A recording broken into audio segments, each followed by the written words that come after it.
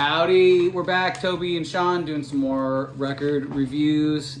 We got Spider-Man behind us, gonna help out this week. Oh yeah, I picked up Spider-Man and where is it? Bender. I got Bender. Yeah, There was a guy out in front of the old Circle K selling these things. And Can you do a Bender impression? no, Yeah. I don't do a whole lot of impressions. I do. Let me see. Who do I do? I can only do like impressions of my friends if I'm like quoting them or something like that. Let me see. I can do Sammy Hagar kind of. Yeah, that's always a crowd pleaser. Make sure you do them when Yardwork plays again. That's the best time. Yeah, I'll just talk about the impression. Yeah, it's Sammy Hagar. So where does this guy sell his stuff at? What? It says, dude, I have his card. It's called Brass Monkey Studio, and he'll even make like custom jobs for you. Oh, that's cool. Yeah, I was thinking of getting like Black Manta or something, Yeah. or even like when Joey Ramone was on The Simpsons, maybe that. That'd be really cool. Yeah. Okay, and dude, It's a heavy week. We have 4 releases to talk about. One of these things is not like the other. Yeah. Yeah, so we've got bands from Sweden, Boston, North Dakota, and Northeast Queensland, Australia, the Sunshine Coast. Sunshine Coast, Queensland. Okay, so who's up first? Sean picks them. Okay, I'm gonna go with, let's do Revocation. And from the city that brought you New Edition and Boston and fucking Jay Giles Band. And Matt Damon. Oh, yeah. Revocation. And Aerosmith. Nether Heaven. And Gangrene. Yeah. And the Red Sox. Nether Heaven by Revocation, the 3-piece, what's it, their 9th album or something? It's their 8th studio album. 8th studio album. Oh my god. Okay, Dave Davidson, Brett Bamberger, Ash Pearson. Dave Davidson is the main songwriter. He produced this album. This is some technical death metal. These guys are fairly well known. I've seen them open for Napalm Death and Municipal Waste and with Voivod, and they were very good. It was funny. They were like, the song's about role-playing games. How many of y'all play role-playing games? No, not the kind that could possibly get you laid, but Dungeons and Dragons. Not the sexy kind. I dress up as a nurse sometimes for my wife. Wait a minute. I'm what is he talking about? We need more Sean in this picture. Too much Toby. That's Spider-Man. So anyway, these guys... man, the technical death metal, they're like Death, in that when Death started to go very progressive. I'm not going to pinpoint this at like, I'm going to say it's individual thought pattern or human or whatever. I don't know what, it was somewhere when death metal's going totally fucking progressive. There's a lot going on in this album. The last song has George Corpse Grinder from Cannibal Corpse, and it's got one of the probably the last appearance by Trevor Sternad of Black Dahlia Murder, who we tragically lost last year. So he does backups on the song Recrucified, which is kind of about Dante's Inferno, and they take on different roles in it. It's pretty cool. My favorite songs on this, Nihilistic Violence is kind of like about January 6th, Diabolical Majesty, that's a good one. Strange and Eternal.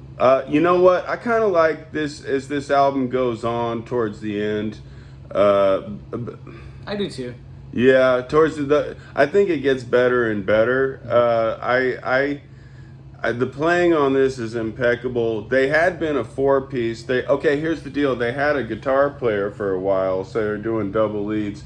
And the guitar player quit to form that band I was dissing last week, Artificial Brain. Oh, really? That's his band. Wow. They're like, the ones like, I couldn't get my head around that band. It was all blast beats. And right.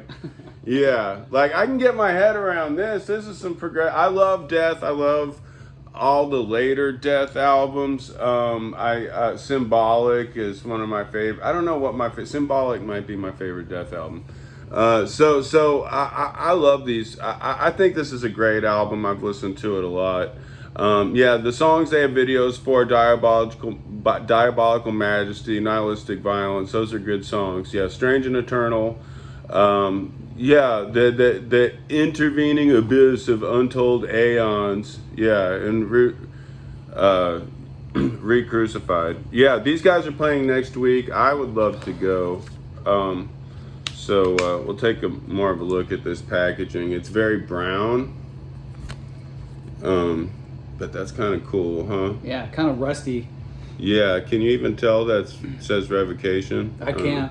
But what do you think, Sean? A true death metal fan will know immediately that says Revocation. No, you know what? Like, this is like kind of took me off guard because at first when I listened to them, you know, like I like technical death metal. You know, it kind of threw me off because they play so fucking well and they're really talented, and you can actually kind of understand the lyrics, but he still sings like... Oh yeah, Dave Davidson, he produced this album. It's self-produced. Yeah. And he did great job. Yeah, like fantastic job. Everything's just right up front, like in your face. But like you said, impeccable playing. But I like the I wouldn't say I like the second half of the album like really starts to take its form and is a lot of fun. So yeah, at first it was almost a hard sell, but like getting through the record, it's a lot. Like as a complete package, yeah. The layers of hell, getting deeper and deeper into it. You know, that's like right. The last song. Yeah. By the time, the last song comes they around, get so far into their own thing by the end that I'm digging it. Yeah, like Satan at the last song, I'm in his arms.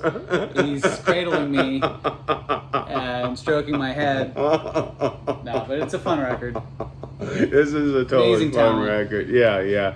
And I'm going to go see them again. They were a lot of fun live. And man, these guys can play. What a fucking drummer. Holy Oh my fucking God. shit. Yeah. Ash Pearson. Okay, yeah. Yep. So Dave Davidson's like he's the original member. Like they had it looks like there's two classic lineups, kind of like Motorhead. Like he had, because they started, it looks like they've been called Revocation since 2006, and they had another name. Oh, they were Cryptic Warning before Cryptic that. since 2000. 2000 yeah. to 2005, they were Cryptic Warning. It looks like in like 2012 there was a switch over, you know, where like Dave Davidson stayed. Oh, really? You know? Okay. Yeah, but man, they are fucking solid. Yeah. And, Dave Davidson's been the lead guitar vocalist since 2006. And then that's when they started. Yeah, and then Brett Bamberger's been with them since 2012, and then Ash Pearson since 2015. 2015? Yeah. Okay, yeah. So, yeah, they've had one switch in each rhythm section. I keep messing up on my notes, and Yeah. I'll forget to erase something. And so here's the lineup for Revocation, but then I don't think David Saldana is in the band. That's probably the original drummer. It's from who's that San Antonio band that we reviewed last week? Fucking Crayolas. Yeah, he's from the Crayolas. So man. I use the same template to take notes, and sometimes I forget to erase. Anyway, but that's a fun record. Let's go. You want to do? Let's do this one next. Okay, and based out of Stockholm, Sweden. Bloodbath, the supergroup. Not all of them are from Stockholm. They've the singer is British. He's from Paradise Lost. Yes. Old Nicholas Holmes. We got two guys. The two main guys on guitar and bass are from Catatonia, right? The straight up metal band. Yes. Yeah. And then Anders Nystrom and Jonas the drummer has been in a bunch of bands, but most recently Opeth. Michael Ackerfeld from Opeth was the original singer for Bloodbath when they came out in 2000. So it's an all-star death metal band based around Sweden. Survival of the Sickest. Survival of the Sickest. God damn, did we said I Nether said it, Heaven? yeah. God damn, that's a problem of mine. I don't say the name of the record. So the other guitar player's in a band called Leak. It's like Lik, and he's a newer guy. and but in Bloodbath, Yeah. but they're supposed to be kind of punk rock, kind of hardcore, kind of death metal, and their album artwork looks pretty punk rock. So Yeah. I'm meaning to check them out. Tobe, what did you think about this record? I love this record. This is like they're totally trying to be like the best of like classic Swedish death metal mixed with like Florida death metal, and I mean it's just every song is straight up classic death metal, and the production is awesome. Yeah. And man, talk about. If you thought you could hear the vocals clear on this one, the vocals on this one, man, I mean, they are up front. You can understand those words. This is a great album. If you like fucking Cannibal Corpse or Grave even, or, oh, man, it's so good. Do you have a favorite song on this? I do. On 3? 1, 2, 3. Dead Parade. Carved. Yeah, that's pretty good. And then my next favorite one would be Born Infernal. Putrefying Corpse has Barney from Napalm Death singing on it. Wow. Yeah, that's awesome. Oh, and the singer from Gorguts shows up later on. I didn't know Barney was on this record. Yeah, Barney shows up. That's and great. He's pretty clear on it once you realize he's there, you know? What a great record cover. Yeah, anyway, awesome album artwork. These guys are... Yeah, it looks like an Alva skateboard. But these guys will kick your fucking ass. Look at them. They're all wearing shades. Yeah. Get out of the way. We've got some death metal to play. There's videos for Zombie Inferno and Carved. Yeah. Anyway, these guys, I think it's their 6th album. This is their 6th studio album. They've been around since 98. 98. Wow. I think I have their first EP from 2000. I couldn't find it in my stack of CDs. But yeah, it looks like these dudes from Catatonia have both bands going full time at this point. You know, I wish they would side more with Bloodbath, but yeah, I'm not a big fan of Catatonia. Catatonia, yeah, that's not kind of my thing. They must be huge in Europe, but yeah, Bloodbath is. Man, if you like traditional death metal in the style of, like I said, even if you like Cannibal Corpse, Deicide. And all those classic Swedish bands. Bloodbath is awesome. The production is great. Do you fault those guys for being in a band that like makes a lot of money and may not be? What do you think about that? I mean, as long as they can come together and do something I like, and their effort to be well-rounded, that's cool, You but they're not purists like Shane Embry. Like everything he does is fucking grindcore or fucking death. No, he's got an ambient solo project. Oh, never mind. That's like in the style of like Coil. Yeah, and it's just him. And yeah, so you got to check out that one. That's one of the ones I don't. Does it make money? No, I guarantee that doesn't make money. In fact, cool. Then I think he it doesn't do shows. Then I super respect that. He does it out of pure pleasure. Then is the grind band. Right. Cool. Yeah. Bloodbath is awesome. I think this is a great record. So let's do these guys next. Kind of mix it up. Okay. This is really my kind of band. The Chats. Get fucked, mate. Fucked from northeast Queensland, the Sunshine Coast of Australia. Oh my God. Okay. So this is their 2nd album. These guys look like they're fun to party with.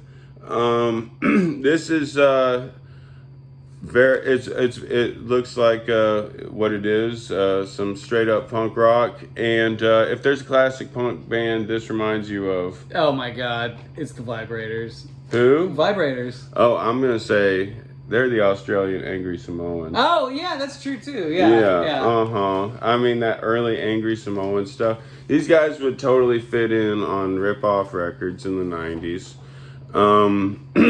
Yeah, there's a lot of fun songs on this. Do you have a favorite? Yes, I do. Let me see. The whole fucking record is my favorite, but I don't know. Yes, okay, you ready? 1, 2, 3. Paid Late. Yeah, that's a great song. What? Ticket Inspector. Ticket Inspector. Yeah. Oh, yeah, that's awesome. Yeah. Paid Late, but they say, buy light! Buy light! Here's my theory. Okay, so the lead singer, bass player, Eamon Sandwith, I think I especially writes lyrics that have the best Australian pronunciation. So each of the, everything's like, Pied Light, ticket inspector, out on the street. So, yeah. Yeah, I mean, so I'm hearing Angry Samoans, and among other bands, but I'm hearing overtones of like Vibrators, or not Vibrators, like Buzzcocks even. Yeah. And I don't know if like, even like the overtones of like fucking Radio Birdman, I'm just hearing because of that thick Australian accent. Yeah, or exactly. if that's a real deal, you Right. know? And I've yet to really get to the bottom of that.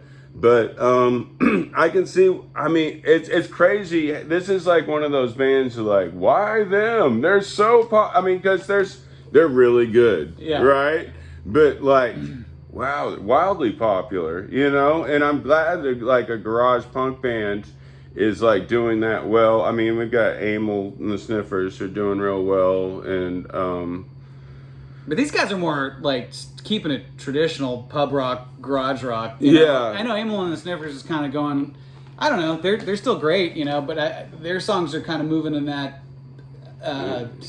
Idols trajectory, if you will. But no, this is like great Aussie pub rock, you know, fun times, pretty funny, ironic lyrics. You know, he's a great songwriter. They're all super talented too. So, God, just a good time. A lot of good songs. 6-liter GTR, Struck by Lightning, Panic Attack is awesome. Ticket Inspector. Oh, Price of Smokes gets stuck in my head. I don't know if that's a well-written song or if it just is in my head. Yeah. You know, Price of Smokes going up again. Yeah. Yeah, that's a great song. No, these kids are fantastic, man. Yeah. They've got. Oh yeah, I've been drunk in every pub in Brisbane. Yeah, that's a good song. And you know what makes me think about it is I've peed in every men's room between Houston and Austin, both ways. Like if you go 71 or if you go out 290. Yeah. God damn, I've done that trip too many times. But yeah. And getting better at the end where they get into the Get Fucked song at the end, which is kind of uncredited.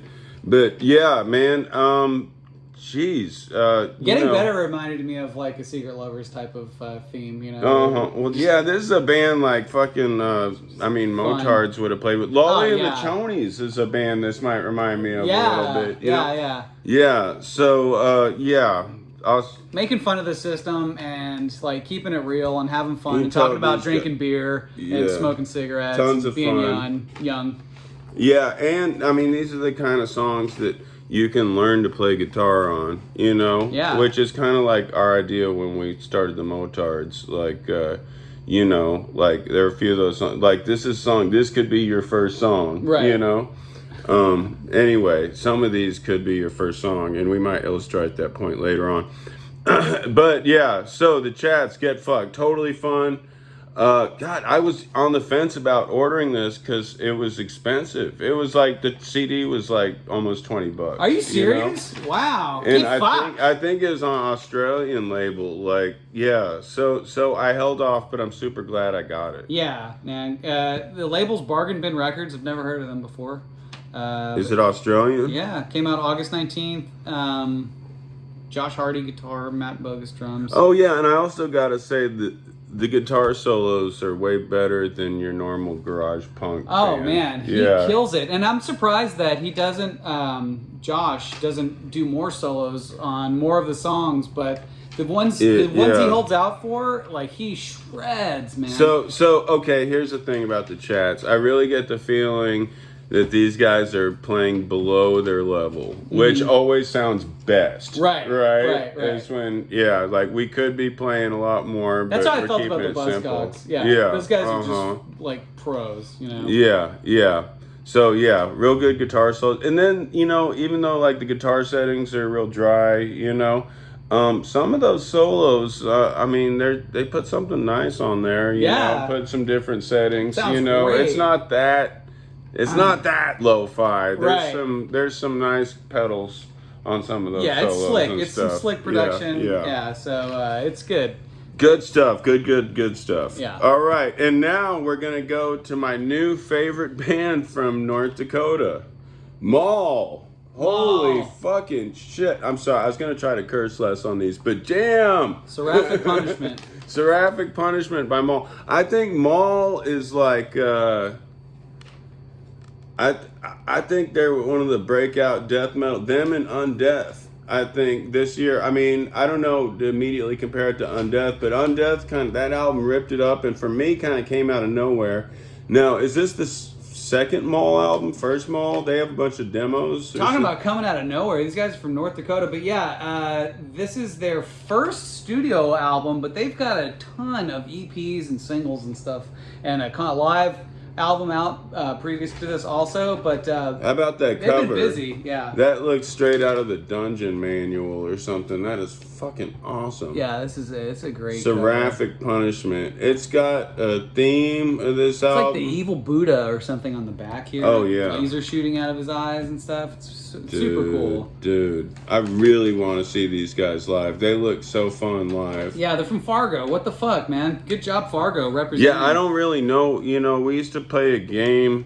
We try to name a band from every state, and North Dakota was one of those states. Now, there's some people from North Dakota, like fucking Tad, you know, or like Jeff Emmett from Pearl Jam. But those are like people, they got the hell out of North Dakota before they started trying to have a music career. Right. You know? They but figured out these guys are repping Fargo, right? Yeah. Anyway, I mean, where do you go? I guess you can go play Minneapolis or something. Yeah. You're up there.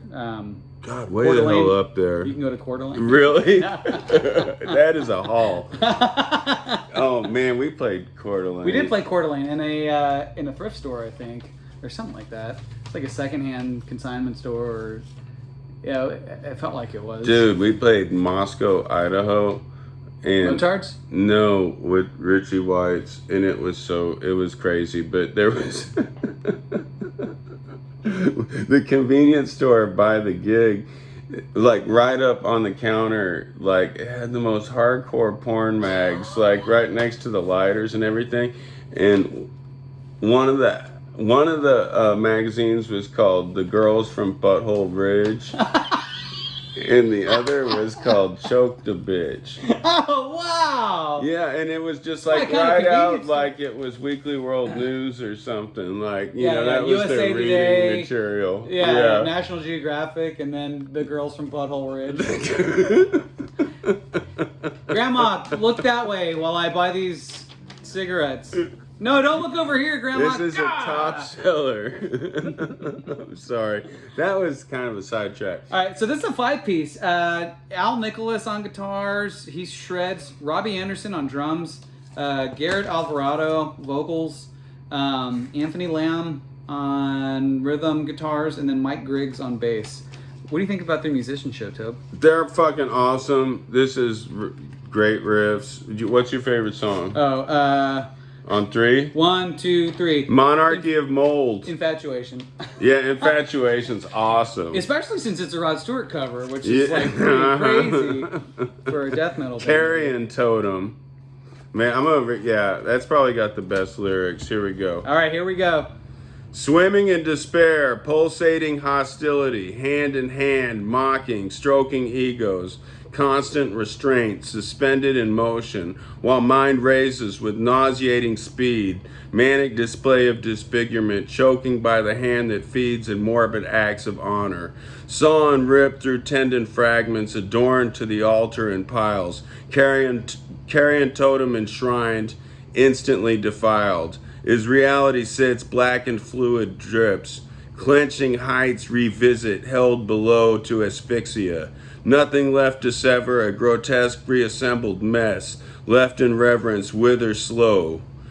Convulsions bowed towards the pathetic husk, flesh splayed in decoration, an erection of decay. Now let this soul lay waste. Yeah. That's how they do the end. It's kind of like mandatory suicide. Right. Where it kind of calms down. Like he starts talking after a while. Yeah. Soldier of Fortune. Carrion Totem. Yeah. Yeah, and then here's a picture of them, and that's like a reflection in like a pond or something. Anyway, this album, man, and their singer, like, He looks like fucking Danny Joe Brown from Molly Hatchet, and he like shakes his ass boogie like he's in a southern rock band when they play. Yeah. I really want to see these guys live, and their singer has like, man, there's a lot of mullets going on. Yeah. They're talking about how fucking. Well, they just got off tour from Australia, and no, I'm just kidding. I'm joking. Yeah, they picked up the mullet craze from Australia. Well, I'm sure living in North Dakota is a little bit maybe like. Well, no, I mean that's a packed part of Australia. So you showed. We watched a video of them playing at a pub in. Boston, right? No, Philly. Yeah. And they were shredding, and there were maybe 10 people in the crowd. Good. And they were like a dive bar. Yeah, they were just destroying it. Yeah, these guys. I mean, for me, I don't know. I mean, because I've heard a lot of talk about Undeath, and that album is awesome. And I mean, but this one equally for me is Maul is. Can you imagine if Maul and Undeath? That would be the bill. Yeah, please. And like, yeah. Hey, Maul and Undeath, like. Get together, you know. That would be a great package. I'm gonna put them in touch with each other. That's yeah. You need to. That'll be my part, you know. Instead of, bumbling through reviews. Good American death metal. I'm really excited about this band. I hope they come to Texas. I haven't even checked their website. Do they have a website? No, I have not seen. I looked them up on YouTube, but I haven't seen their website. Gotcha. Cool. Well, I hope they pick up steam. They're super fun. This was a great week. Like super amazing bands. Lots of talent. So yeah, it's been a great month for releases. Which of these do you think you're going to be listening to the most? I would say, honestly, I'm going to go with Bloodbath. No. I'm going to go with the Chats. Sorry. The Chats. Yeah, and then Maul, and then Bloodbath, and then Revocation. So it's hard. Like these two are so good. You see, here's the thing. I might say the Chats because like that's the band like most of my friends would be stoked about if I put on, while I had people over. Yeah. But when I'm by myself, Maul. Yeah. Excuse me. All right, we got a cover. Are we done? I don't know what we have coming up next week, but it'll be something. I got a new bass amp. Check that shit out. Oh my God, look at Toby's new... My bass sound's changed. This is the smallest little bass amp, but it like destroys. How many watts is it? 500. Oh, jeez. And you can see it's like Toby's previous bass cap is just, it dwarfs his new one. I'm gonna get rid of this thing I've had since the late 90s can you get that in there? Yeah. It's so nice. What's the brand? Phil Jones bass, 500 watt. Rad. All right. All right, well, in the spirit of the new record reviews, we're going to do one of the songs from the Chats. All right.